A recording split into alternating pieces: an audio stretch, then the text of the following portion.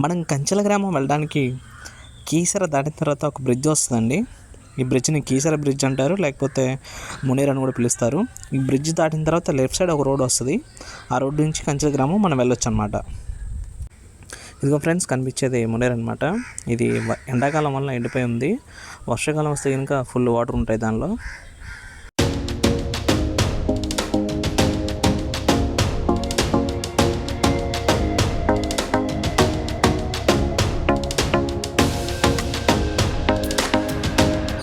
Bridge దాటిన వెంటనే మనకి లెఫ్ట్ సైడ్ ఒక రోడ్ వస్తుంది. అది చూస్తారు కదా, వెహికల్స్ కూడా వెళ్తున్నాయి. సో ఆ లెఫ్ట్ రోడ్ నుంచి మనం కంచెల గ్రామంలోకి వెళ్ళొచ్చు.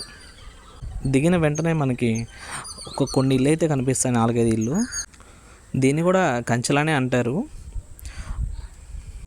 కానీ ఇక్కడ ఎక్కువ ఇల్లు అయితే ఉండవు. ఒక 4-5 ఇల్లు మాత్రమే ఇక్కడ ఉంటాయి అన్నమాట. ఇది ఫ్రెండ్స్, కీసర బ్రిడ్జ్ దాటిన తర్వాత అంటే మన లెఫ్ట్ సైడ్ రోడ్ తీసుకున్న దగ్గర నుంచి కంచెల గ్రామానికి వెళ్ళే దారి అనమాట ఇది. దీన్ని నేను ఎందుకు ఇంత స్పెషల్గా చూపిస్తున్నానంటే, ఆ రోడ్డు దగ్గర నుంచి కంచెల గ్రామానికి వెళ్ళడానికి సుమారు 3 కిలోమీటర్ల దూరం అయితే ఉంటుంది. ఈ 3 కిలోమీటర్ల దూరం మన సొంత వెహికల్ లేకుండా వస్తే కనుక ఖచ్చితంగా ఆటో మీద మాత్రమే డిపెండ్ అయి ఉండాలండి. ఎందుకంటే ఇక్కడ బస్ సౌకర్యాలు కానీ ఏమీ ఉండవు. ఏదైనా ఎమర్జెన్సీ అయినా సొంత బైక్ కానీ ఏదైనా ఉంటే వెళ్ళడం, లేదంటే కనుక నడుచుకుంటూ వెళ్ళడమే గతి. కాబట్టి ఏంటంటే, ఎప్పుడైనా ఇక్కడికి వెళ్ళాలంటే మన సొంత బైక్ అనేది చాలా మన చేతుల్లో ఉండాలన్నమాట.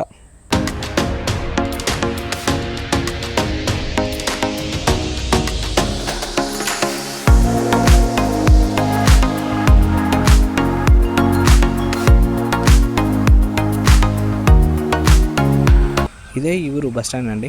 ఎవరైనా ఎక్కడికైనా వెళ్ళాలంటే ఆ బస్ స్టాండ్ దగ్గర వచ్చి నుంచుంటే అక్కడ ఆటోలు ఉంటాయి. అవి ఫుల్ అయిన తర్వాత అవి తీసుకెళ్తాయి అన్నమాట. ఇక్కడ సొంత వెహికల్ లేకపోతే చాలా కష్టం మరి. ఇది ఈ ఊరు గ్రంథాలయం అండి. ఉదయం సాయంత్రం ఇది ఓపెన్లో ఉంటుందని చెప్పారు. ఇది ఈ ఊరి శివాలయం అండి. జమ్మి చెట్టు ఉంది, జమ్మి చెట్టు పక్కనే శివాలయం ఉంటుందన్నమాట. ఒకసారి ఇది లోపల చూద్దాం.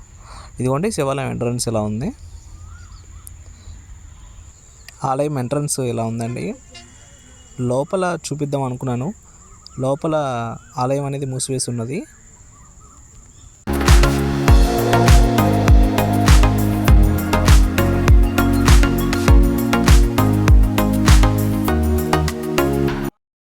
గ్రామం అయితే ఇలా ఉందండి. మరి ఇంకా విషయానికి వచ్చేద్దాం.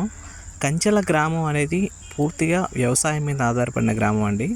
కంచెల గ్రామం మొత్తం సుమారు 3,000 మంది పైగా ఉంటారు. అంటే కొత్త కంచెల పాత కంచెల 2 కలుపుకొని సుమారు 1,800 మంది ఓటర్లు అయితే ఇక్కడ ఉంటారండి. మనం బయట చూసుకుంటే పరిమిత పంటలనే వేస్తారండి. అంటే 4-5 పంటల వరకే సాగు చేస్తూ ఉంటారు. కానీ కంచెల గ్రామం అలా కాదండి. కంచెల గ్రామంలోని పంట భూములు కూడా వ్యవసాయానికి చాలా అనుకూలంగా ఉంటాయి అన్నమాట. సో ఇక్కడ ఏంటంటే ఎక్కువ పంటలు అనేవి వేస్తారు. అంటే ఆకుకూరలు, కూరగాయలు, పువ్వులు, వరి పంట, ఇలా అన్ని రకాల పంటలను ఇక్కడ సాగు చేస్తారనమాట. కొన్నింటిని అయితే నేను మీకు చూపించే ప్రయత్నం అయితే చేస్తున్నాను. ముందుగా వరి పంట అండి. వరి పంట అనేది పంట చేతికి వచ్చింది, పంటను కోసేశారు. ఈ వరి పంట ఏంటంటే మళ్ళీ రెండవ దానికి దీన్ని ఈ భూమిని సాగు చేసి రెడీ చేస్తారనమాట. ఇప్పుడు మనకు కనిపించేదంతా ఆకుకూరలు అండి. ఇక్కడ రకరకాల ఆకుకూరలు అనేవి పండిస్తున్నారు. అవేంటో కూడా మనం ఒకసారి క్లియర్గా చూద్దాం.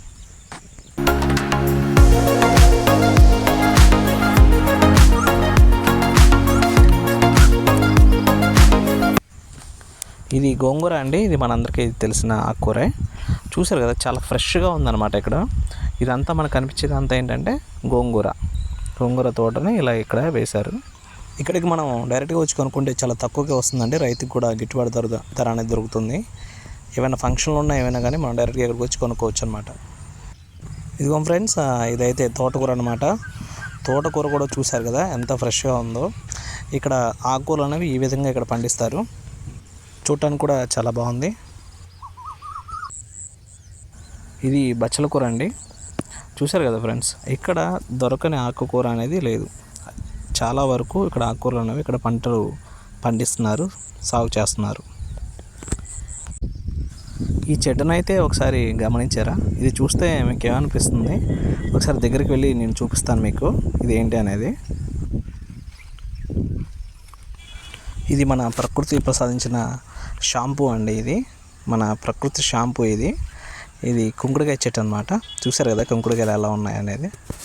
ఒకసారి మనం వాటిని తెంపి చూద్దాము. ఈ రోజుల్లో అసలు ఎవరు కుంకుడుకాయ అనేది వాడటం అనేది చాలా తక్కువ అయిపోయింది.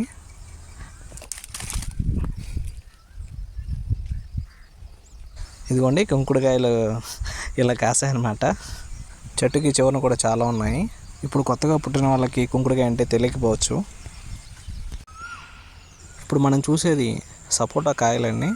సపోటా తోటకు వచ్చేసాము. చెట్లకి చూసారు కదా సపోటా కాయలు ఎలా ఉన్నాయో. ఇదిగోండి చెట్లకి చాలా చక్కగా ఉన్నాయన్నమాట. మనకు కావాలంటే డైరెక్ట్గా తోటకు రావచ్చు. ఇక్కడ ఏ కాయలు అయితే పక్వానికి ఉన్నాయో ఆ కాయలు అనేవి మనకు అమ్ముతారు.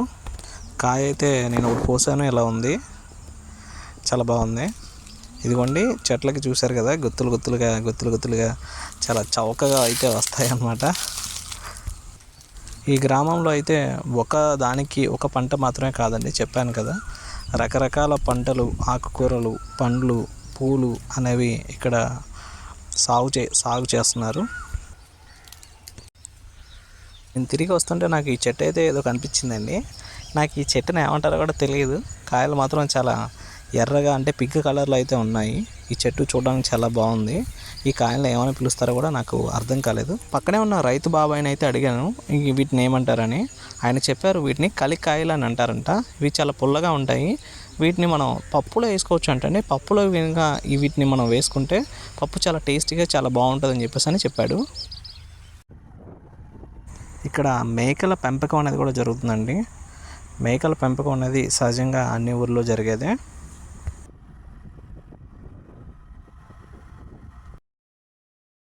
చూస్తున్నారు కదండి, ఇక్కడ మనకు కనిపించే భూమి అంతా వరిని ఎక్కువ పండిస్తారు. ఈ భూమిలో వరిని ఎక్కువగా సాగు చేస్తారు. ఇక్కడ 2 రకాల వరి అనేది వేస్తారండి. ఒకటి సాల్వా, 2 దాల్వా.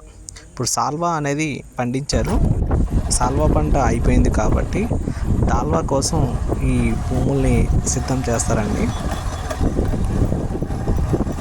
సంవత్సరానికి 2 వరి పంటలు అనేవి ఇక్కడ పండిస్తారు.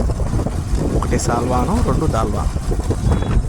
ఇక్కడ నీళ్ళ సౌకర్యం కూడా చాలా బాగుంటుంది. ఇక్కడ మీకు కనిపించేది చెరువు అండి, కంచెల గ్రామ చెరువు. ఈ చెరువులో కూడా ఏంటంటే చేపల పెంపకం అనేది ఇక్కడ చేస్తారు. ఇక్కడ ఏది వేస్ట్ అవ్వదు అనమాట. వాళ్ళకున్న ప్రతి వనరుని చాలా చక్కగా ఉపయోగించుకుంటారు. వానకి తడిసిన వరి పంటని ఇలా ఎండబెట్టుకుంటున్నారు రోడ్డు మీద ఆరబోసి. చూశారు కదా ఫ్రెండ్స్, ఇక్కడ ఎన్ని పంటలు అనేవి పండిస్తున్నారో. మీకు చూపించాల్సినవి ఇంకా చాలా ఉన్నాయి. బెండ తోట, వంగ తోట, మల్లె తోట, ఇంకా చాలా ఉన్నాయి మీకు చూపించాల్సినవి. వర్షం ఎక్కువ పడటం వల్ల నేను కొన్ని ప్లేసెస్కి వెళ్ళలేకపోయాను. ఇన్ని పంటలు పండిస్తున్న ఇక్కడ రైతులకి చాలా సమస్యలు ఉన్నాయి. వాళ్ళు పండించిన పంటకి సరైన ధర అనేది రాకపోవడం అనేది అతిపెద్ద సమస్య. అలాగే ఇక్కడ గ్రామ ప్రజలకు కనీసం బస్సు సౌకర్యం కూడా లేదు. ఎక్కడికైనా ఎవరైనా వెళ్ళాలి అంటే ఆటోల మీద, లేకపోతే ఎవరైనా లిఫ్ట్ అడిగి వెళ్ళేటువంటి పరిస్థితి అయితే ఇక్కడ ఉంది. చాలామంది టైంకి ఏమి దొరక్క నడుచుకుంటూ కీసర బ్రిడ్జి వరకు వెళ్ళాల్సిన పరిస్థితులు అనేవి ఇక్కడ నెలకొన్నాయి. దేశానికి రైతే వెన్నెముక అని అంటారు. ఈ రైతు గ్రామాన్ని కాపాడే బాధ్యత అందరి మీద అయితే ఉంది.